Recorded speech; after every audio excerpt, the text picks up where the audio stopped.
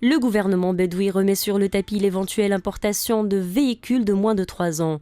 Une proposition qui figure sur l'avant-projet de loi de finances 2020, mais cette mesure est loin de faire l'unanimité, car nombreux sont ceux qui doutent de son efficacité. Je crois que c'est une excellente chose. Le citoyen ne doit pas craindre cette proposition de l'importation des voitures de moins de 3 ans, car ces dernières participeront dans la chute du prix du véhicule neuf. Les gens ont l'impression que c'est une décision positive, mais ce n'est pas vrai. Personnellement, je crois que cette mesure n'apportera rien de nouveau. Les citoyens affirment que ces automobiles auront le prix d'un véhicule neuf. Selon eux, la solution réside dans l'importation des véhicules de moins de 5 ans.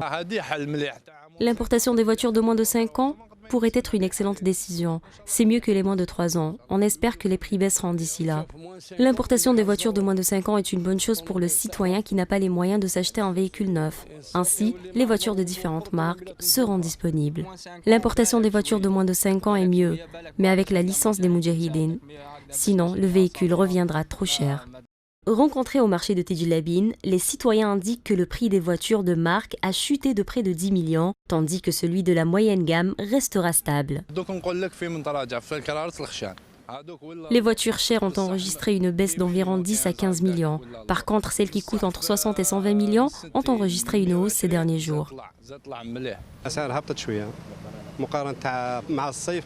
En comparaison à l'été dernier, les prix des véhicules neufs ont baissé, avec près de 10 millions. La moyenne gamme, quant à elle, est restée stable. Une décision prise dans des circonstances du moins que l'on puisse dire délicates, notamment avec la fragilité de l'économie nationale.